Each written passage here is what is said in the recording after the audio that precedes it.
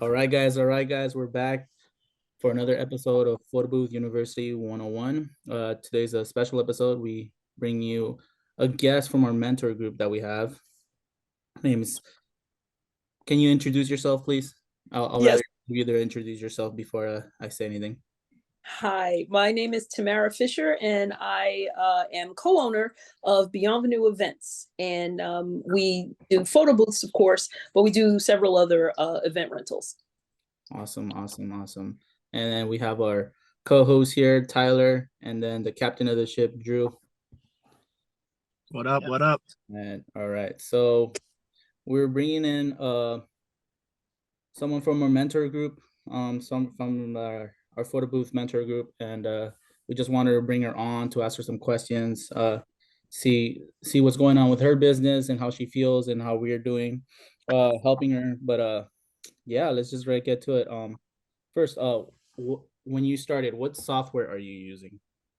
I am using LumaBooth, and that is almost completely due to Drew. I've been kind of sort of cyber stalking Drew for several months now because he basically he puts out really helpful videos. So and even this podcast has been great too ever since you guys started it. I've been following this. So yeah, I'm using LumaBooth. I thought about Snapic and I thought about a couple of the other softwares, but LumaBooth was the most economical. It's not, their customer service is not super awesome.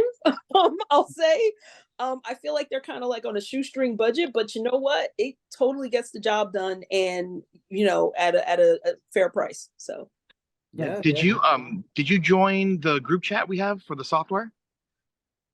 Wait, on the Facebook, I joined like a dozen, and I mean, I guess I can get into this later, my story of how I ended up as a part of the mentorship group, but I joined several Facebook communities when I had some questions, and I'm pretty sure, in fact, one of them is definitely about LumaBooth because Marty is in that group, and I know he's in the mentorship also.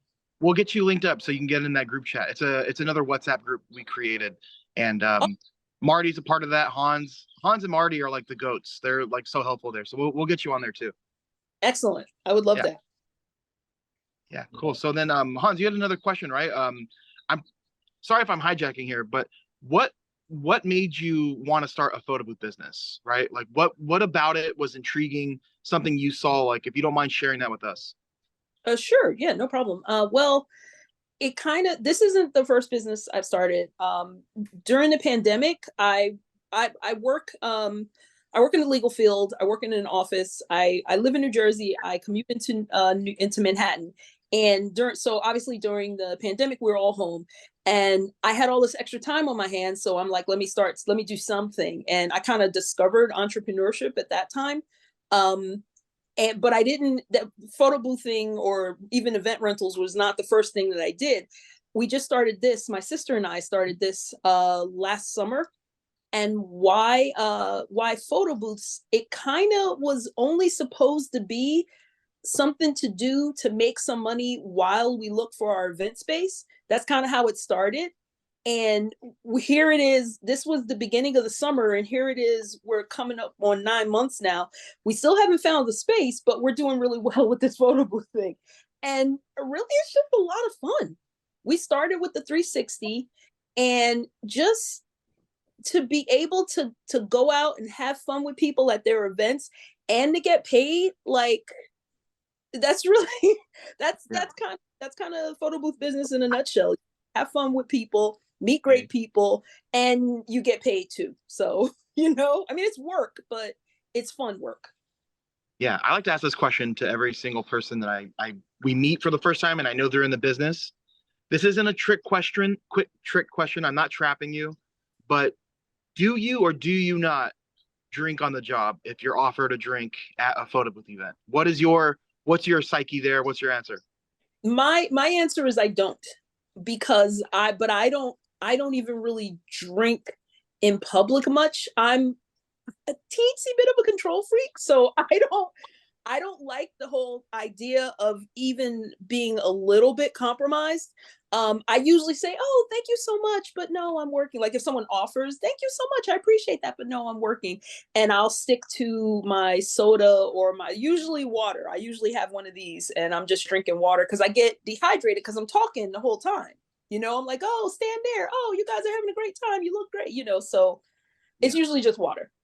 But I Love it. mean, but no shade on anybody else who wants to drink, turn up, do you. But I Yeah. just like being, having my faculties compromised. That's so funny you mentioned that. Like I know we talked about this before. We'll all take a drink. Obviously we're not going to drink a Four Loko or anything. If they just want to offer a shot for us to celebrate, we'll do it. But just to get a little sidetracked here, I have a friend that I helped get started in the business, and this guy's like a party animal, and he's like, "Hey, it's like I'm at the club." He'll message me. He's like, "Hey man, I had like 6 drinks. I had to Uber home with my equipment." I'm like, "Dude, that's insane." Wow. Yeah, He had to Uber home with his equipment. with his equipment. Yeah, I got him set up. I got him set up with the deluxe booth, so he just put it in the trunk, and then he kept his backdrop next to him, and then he picked up his car the next day. And I'm like, "Hey man, to each their own. Like if you're okay with running your business like that, and you feel like you can provide service, go for it. Yeah. With it. So I know, Hans, you had some other questions prepped. Yeah. Well, she kind of answered my question because we have someone that joined in the background, but I was gonna say, like, did you do this alone or did you have help? And then how do you split the work? Okay, so my sister and I started this business, and how we split the work is pretty much along the lines of what our strengths are, right? So like she runs all of the social media, and I mean, like we're hiring people to like try and help us figure it out completely, but she's much better at that than I am. She's much more tuned into that than I am. I'm an attorney, so I deal with our contracts and our purchasing and all of in our money, like our financing and stuff like that. So like that's for the most part, that's how we split it up. All of the back channel stuff, when we're at an event, we just switch off. Like whoever happens to be standing closest to the booth is the person who is helping the person take the picture. Some of the handling the equipment, I probably do more of that, but that's only because my sister lives about an hour and a half away, and we have a storage unit that's like 5 minutes from me. So I end up handling a little bit more of the equipment outside of events, but that's really just proximity more than anything. Interesting. I'm sorry. So you said you were an attorney? Yes. You're an attorney. So wait. Now I have a great question. How do you manage to how is your time managing with being an attorney? As you know, that's a very big role. That's a big job, and then doing the photo business at the same time. Yeah, we have a thumbnail now. I have a thumbnail and a title up for this video now. Lawyer turned to photo booth owner. That's wow. Perfect. I'm super impressed because I actually have some family in the law business and stuff like that who are lawyers and stuff, and I feel like I barely see them, and they're close family. I have like cousins, uncles who are in that field, and I never get to see them, and I'm like, where you at? Oh, I'm working all the time. I'm like, wow, like they're always busy. So I need to know how do you time manage it? Obviously you have your sister, but like yourself on the weekends, you got to do paperwork and all that stuff. That's exactly it, really. Like right now, the only reason I was able to do this is because of the nature of the work that I do. I kind of manage my own schedule, so I'm like on a late lunch right now. So I'm like, yeah, I can do that, and I'll just like I had to finish up something that I was working on, and I'm like, I'll take some time with them, and then I'm gonna log back on as soon as I hang up with you guys. So I mean, for a long time, I don't have time to think about that. It's kind of keep me from getting involved. And I finally just said, if you really want to do it, then like I make time to watch every Marvel movie that comes out. I make time to watch, you know what I mean? Like I make time to read. I read a lot just for pleasure. It has nothing to do with work. I'm like, I watch football. I'm a crazy football fan. So like the past couple of years, I just have not really been watching much football. I've been trying to make money, I love that. It's priorities. You can always find a way to squeeze time and be more efficient. And this Hans kind of answered this in one of the podcasts, but like Hans has a job where, as a medic making good money. I'm gonna assume you're making good money. So obviously what you're charging for your photo booth services probably have to be, if not close to what you're making as an attorney, if not more, right? Like I would assume you're not going to pick up a business that's going to take more of your time where you're making less. Well, well, kind of yes and no. Like I understand the point that you're making, but the time that I spend on the photo booth business is not like I'm taking time away from my primary employment, because that's the employment that pays my mortgage, that, you know, pays all of my other bills, and is kind of floating the business until we become profitable. So I'm not taking away from that. And this, nobody would book us if I charged what my hourly rate was. So You'll be surprised. Yeah. You'll be surprised. Tyler, I mean, Tyler I tell everyone, I always love to put Tyler up there. Tyler made $3,000 in a small event on New Year's Eve.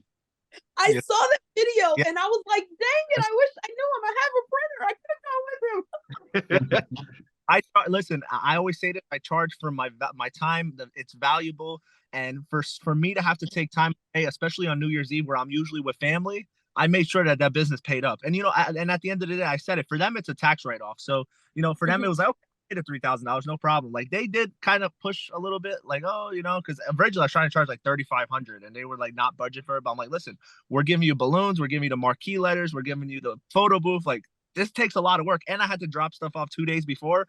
Now you're paying what you got to pay. So yeah, that, and I have another event coming up in April. If I could say their name later, I'll say it. But $3,000 for that as well.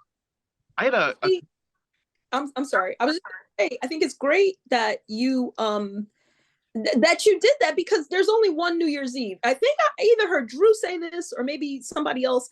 There are some events or some times, some dates, there's only one of them. So you got to capitalize on it. There's one New Year's Eve. It's not like they're you know, the 52 Saturdays you get a year. You get that one New Year's Eve, and somebody, if they really want you there, they'll pay for it. And I didn't realize you also did marquee letters and balloons. So that's not unreasonable. I don't think 3,000 was unreasonable for all of that. So yeah, I think it was too little, but you know, I tell everyone, like I always say, like, look, and I'm very hyper aware of our time on this earth. And, you know, I'm 34 years old. So, you know, as an average male that hopefully live at least to 75, I maybe have a certain amount of New Year's Eves left. Yep. So if you want to take one of those away from me, I'm going to make sure we get paid. So that's why I adopt that mindset. And I had a question for you. So as a lawyer, let's just say, you know, you're growing your photo booth business. You know, you're getting extra booths, you're doing more bookings. Would you ever maybe consider, and feel free not to answer this if you don't have to, but if you get your photo booth business to a level to where you're making really good money, would you ever consider maybe just doing photo booth only, or is being a lawyer something where you're passionate about that you'll always do? Drew, let me tell you, if somebody came to me right now and they offered me at least as much as I'm making, I'd be like, goodbye, practice of law. I don't care anymore. The secret that a lot of people don't realize is that most lawyers, most of us, most of my friends, most of the people I know from law school, we lost our passion like 2-3 years after law school. Like now we're doing it because we're good at it, because we spent a lot of money learning how to do it. And we're not passionate about it anymore.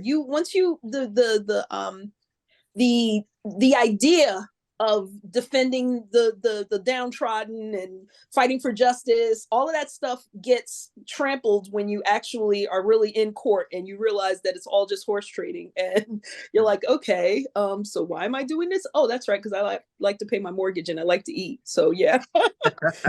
Love it. Honest answer. At the end of the day, it's a job. It's a job that I'm very happy that I have. I'm very fortunate, and I worked really hard to get it, but that's the whole goal. The whole goal of this entrepreneurial pursuit is to get to the point that both my sister and I feel the same way. She's not an attorney. She's like a counselor. And she's like let me see. I think she just finished her she finished her master's, and she's considering going back for her PhD. But like, we're all super educated, but we want to do stuff that's fun. And that's the goal of this whole idea, is to be able to work when we want, how we want. No, I was just thinking right now, I'm a little jealous that you have your law degree as a lawyer. If I had that, every single drop-off event I do, right before I'd leave, I drop that gem. So I'm leaving the photo booth here. Just to let you know, I am a lawyer. You did sign a contract. And again, I want to mention I am a lawyer. So we'll be back to pick up the photo booth in the same condition. I just thought about it. You could defend yourself. You don't even need to hire, you don't need to hire a lawyer to go to court. If someone breaks your stuff and they don't want to pay for it, be like, okay, well, I guess I'll see you in court. Yeah, I just send them a past list of cases I've won and be like, are you sure you want to join this list? Awesome, man. I'm so proud that you do that. Like, that's great that you're in the photo booth business. You're a lawyer. You're doing your thing. You're killing it. Wow, kudos to you. Kudos to you.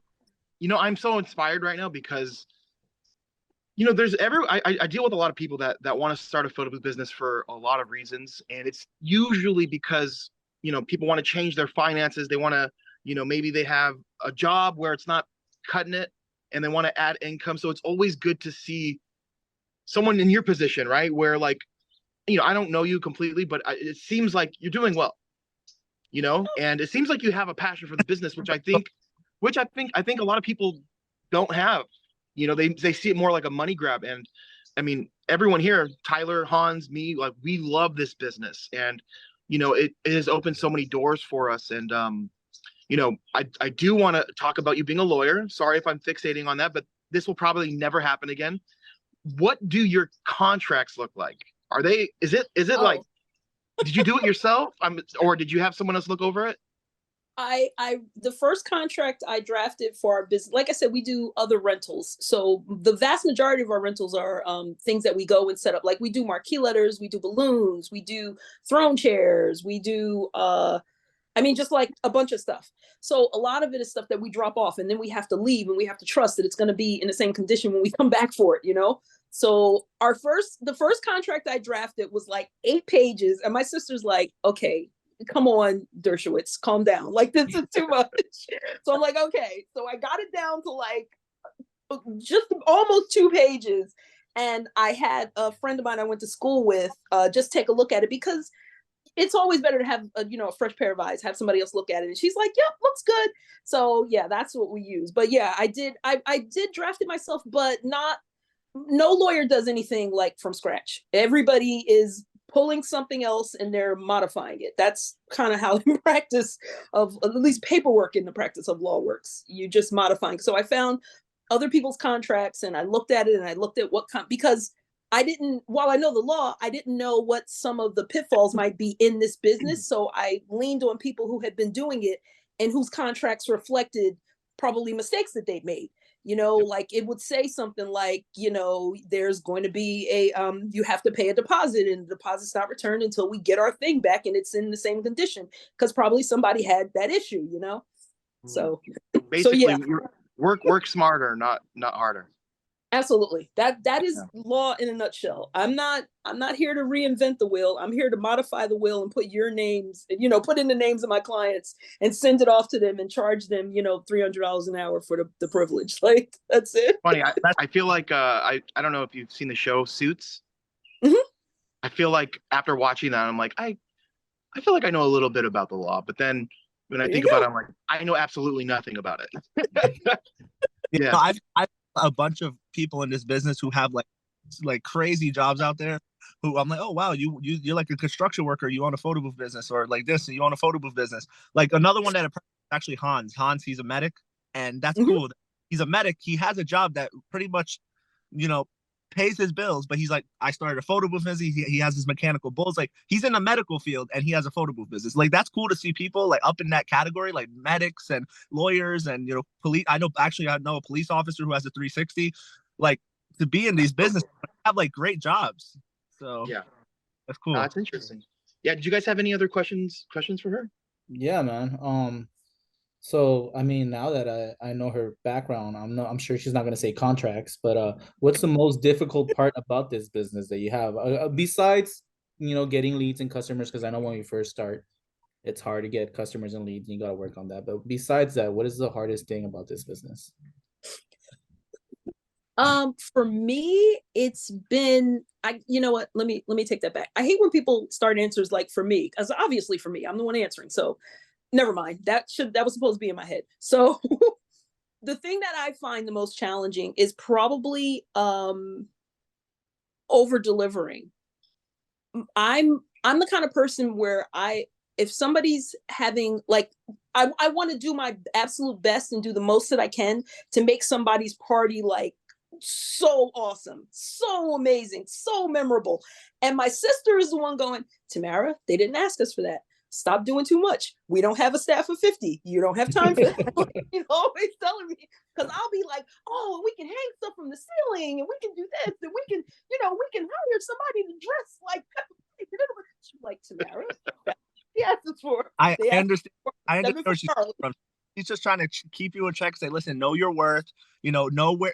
Price everything at the right price. Because if you overdo it, you're basically working harder for something for less money. Exactly. You're working for free, because I'll come up with something and I'll be like, oh, we'll just throw this in, and she'll be like, no, we won't, because they'll pay for it. No, we won't. So the reason why I don't do that is because if they call you back, they're gonna expect the same thing on the next rental. So that's why I try to take it easy on that. Like if I go all out on the first one because I want to make such a great impression and I want to get calls back from them, they'll be like, oh, this guy does it for this much money, call him. And then they're like, oh, can you do that for me too? I was like, no, that was like a one-time thing. And like, oh, well, that's why we called you. But on the other hand, though, it is making you look top notch, by going all out and doing all that stuff. And it's so funny because my wife and I have that same dynamic where I'm like you. I want to make sure they get the best service, and sometimes I'll give them free upgrades when they didn't even ask for it. But I'm out here giving upgrades that cost me nothing or no time. But that's just the way we run our business. But definitely, Hans, I agree with you too. So I see both sides. But if that's your problem, your only problem, I feel like that's a good sign. Because not the only problem. That's my biggest problem. Your biggest problem, yes. Yeah. That's my biggest challenge, I'll say. I won't even say problem. That's my biggest challenge. And Hans, I completely agree with you. Kind of the compromise my sister and I settled on is if it's a personal friend, like we have a Sweet 16 for one of her friends from high school. It's her friend's daughter. And her friend is like pulling out all the stops. She's like, you guys just make it nice and tell me what it costs and I don't care. And I'm like, awesome. I can do all of the crazy stuff I've been thinking about and I've watched a million videos on, and I can do all of this awesome stuff. But people who are at that event, if they're saying, oh, well, I want this and I want that. Oh, well, that was a friend. That was a friend discount. I don't know you. And Who are you? Kind of dangerous. To me, it's dangerous for a client to tell the vendor, like, hey, do whatever you want. I'll pay it. Because then that gives you the mindset, like, okay, well, you're going to pay it, then I'm going to charge up the roof. Because I've actually had it done to me for a couple months ago. I was supposed to leave on a trip to Florida with my wife, and I had a client call me last minute, say, hey, I need book Saturday. And that was the day my flight was supposed to leave. And I told my wife, listen, go without me. I'll come the next day. But this lady just me, because she was a referral from another customer I had. She's like, just charge whatever, I'll pay it. I know this is last minute. Okay. I charged through the roof because I had to cancel my flight. I had to do a bunch of stuff. So I charged more than what it was supposed to be worth. So kudos to you. Yeah. Well, since we're talking about since we're talking about, challenges and struggles, I'm curious, do you have an event that you screwed up maybe early on? Like, have you ever had like a major like disaster? And do you mind sharing that disaster with us? I don't mind sharing. My sister's probably going to be mad at me, but we had She can join now and be like, stop, don't say it. Yeah. So she has an opportunity. Hopefully not. But we had an event, and this actually was an event for a family member of ours runs a nonprofit, and she wanted to have she had like an employee appreciation party at the end of the year. And she wanted the 360 and the photo booth and some other stuff like balloons, other stuff. And we had a problem with the 360. It's the explanation is long and drawn out, but suffice to say, there was a problem with the 360 that we couldn't run it. And it was something as simple as the attachment of the light and the piece that holds the phone on the arm that spins, right?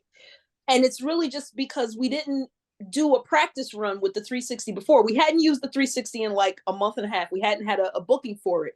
And we just pulled it out, and we're at the event, and we're trying to get set up, and we're going crazy because we were a little late, and well, I was a little late. My sister was there, but I was late, and I had the U-Haul with all of the stuff. So we're like rushing, and we couldn't get it together, and we ended up having to give her a refund. And she didn't care because her guests had a great time. She was like, "Oh, it's no problem." But we both were like, "Oh my God," like we felt it. We really felt it. And let me tell you, I went and I researched and I found it, and I got all of the pieces that I need. I got a quick connect thing, and I tested it, and I got it up and down tested, and it's all great now. But yeah. You live and learn. You live and learn, Something about those 360 booths. It's always something with I'm always hearing nightmare stories, whether it's the arm or the platform. And it's the moving parts. Moving parts are here. What are your favorite types of events that you do? Is it your birthday party? Is it the wedding, the corporate? What do you fancy the most?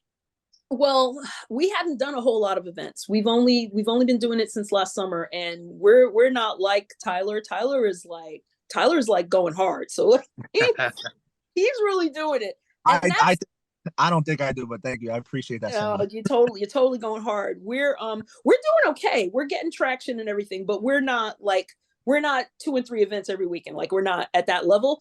But what I will say is I had probably the most fun with the event that I told you about for my cousin. It was a like an office party kind of thing, but the people all knew each other really well, so they were all really friendly, and they had some of their they were able to bring some of their family members, and it was mostly adults, and they had so much fun. Like, they started drinking and they started getting loose, and it was probably even more fun for me because they were having so much fun, and that was great. Awesome. So quick question, 2 questions for you actually, because we have a few minutes left on this podcast. Question number 1 is, how do you, since we're going to talk about, how do you like being in the mentor group that we have, connection with me, Hans, Drew, Marty, Monse, what do you think about the mentor group, if you don't mind me asking? I don't mind. I'm glad you did ask. I wanted to talk about this. The way that I ended up joining the mentor group, I had been thinking about, I probably, when Drew first announced it in his video, I'm like, oh yeah, that's probably a good idea. He does good videos. He probably has good advice or whatever. And a couple of weeks ago, we had a bridal show in Atlantic City, and I couldn't get our printer to work and I tried all different kinds of things. And I think I just was throwing switches and turning stuff on and turning stuff off, and it got all crazy, and I just couldn't make it work. I called, I joined 7 or 8 Facebook groups the Saturday before it, and I'm like, does anybody know about this? Anybody know? Nobody knew, of course not. But the event was on a Sunday. That Monday, I called. I was like, you know what? Drew's got this number on here. Let me just call him. Maybe somebody I can leave a message and somebody will get back to me and they can maybe help me troubleshoot this.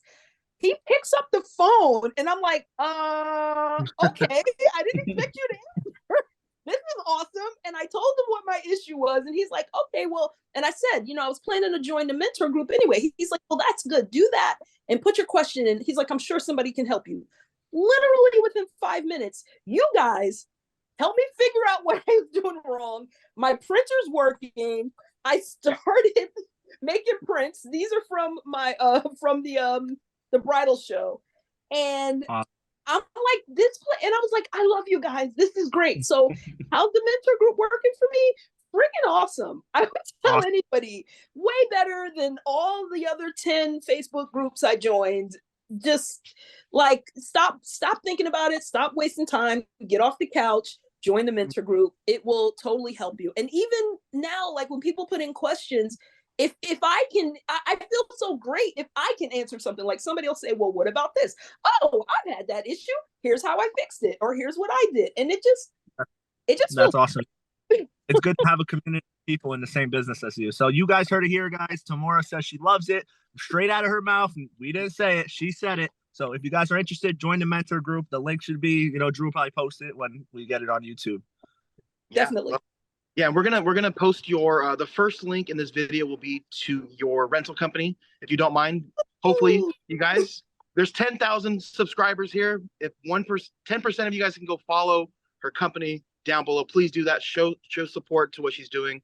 And, you know, I have one question here too, before we sign off too, is what is your advice to anyone that's on the fence of thinking about starting? Like, what would you just tell them, you know, to get them motivated and to get going?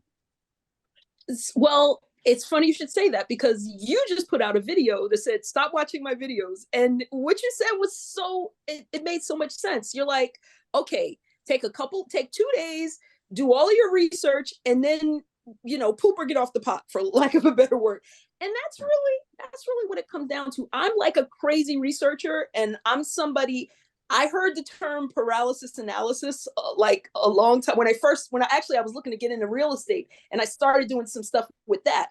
But there comes a point where you know everything you need to know to get started, and only thing you have to decide is, do you really want to do it, or do you want to be here a year later, 5 years later, still saying, yeah, I was gonna do that. You don't know how many people I talk to after I tell them that I started this business, and they're like, yeah, I was thinking about doing it. I'm like, yeah, where you decided not to, you know. And that's Awesome. what I mean. I think you guys probably know a million people like that too. Or they'll say something like, yeah, I was gonna do that, except insert ridiculous excuse here, you know. And if you're gonna do it, just do it. But if you're not, that's cool too. But then stop pretending that you are. Stop watching a million YouTube videos. Stop going to seminars. Stop doing all of this foolishness. Just, you know, sit back on the sofa and watch the playoffs and stop it. Like, you know, either do it or don't. Wow. Dropping value bombs. That is, you said that so well. That I should replace my video with this clip right here of you saying that. That was so much well said. Hans, how much? Good job. How are you on time, Hans? We're at 1 minute. We're like 50 seconds. Perfect. All right. Yeah. So we should wrap this up here. It was an honor to talk to you. Thank you for being one of the members of the group chat. We will have another giveaway. I think you just missed that. Next month, we're raffling off a backdrop. So you guys make sure to follow her down here, right below Tyler, Hans, and the rest of the stuff. Photo Booth 101. Thank you guys for watching. We'll see you next week. Yeah. Bye.